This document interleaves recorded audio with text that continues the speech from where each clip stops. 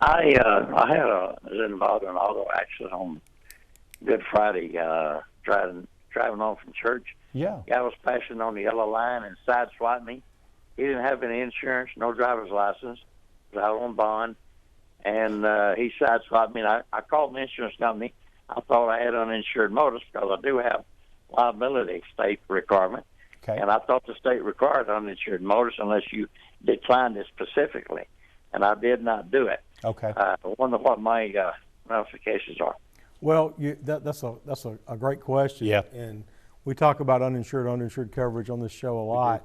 And so let me kind of specifically answer your question and talk about uninsured motorist coverage generally.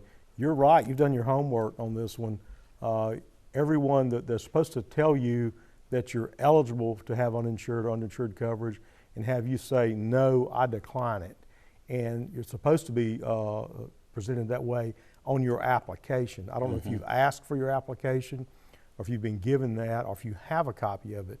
But if you don't have the application, I would ask your insurance company to provide you with a copy. It should have a checkbox on it where it says, you've declined or not, and make sure what they're telling you is accurate. That's the first thing. Okay. Now, if it is accurate and it appears that that's what happened, then you got problems. Yeah. It's whether you did it or not, whether you remember it correctly, whether the agent filled it out correctly. But you've got a shot. You need to look, first of all, at that application and verify yourself with your own eyes if what they're telling you is correct, okay? That's the first thing. But the second thing is make sure you've got it beginning tomorrow, because everybody out there, Mississippi, has one of the highest rates of uninsured or underinsured drivers in the country. People out there, a lot of people have no insurance, even though they're supposed to. Yep. And others have just a very minimal coverage. Oh, yeah. And if you're in a significant accident, you will exhaust that coverage quickly, just like a couple days in the hospital. Yep.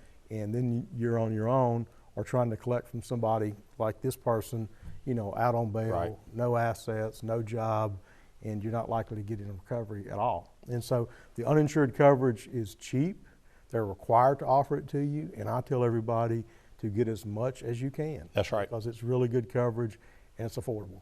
And let me just say this, Jim doesn't get paid by the insurance company, nor do I. I mean, this is just good, solid information. That's right. And Jim, what you were just saying to Andrew there, I think that's a great tip for all of us. Like, if you're not sure sitting at home tonight, hey, do I have uninsured motorists or low insurance for one of these claims? Go check your policy. It's not fun to do. It's not easy to read, but it's important. And it should be just a box, right, Jim? It actually should be on your card, the insurance card that you carry. You should be able to look on it. It should indicate your coverages, whether you have under or uninsured. If it doesn't, then call Monday morning and say, look, I want to add that on. You'll be shocked at how affordable it is.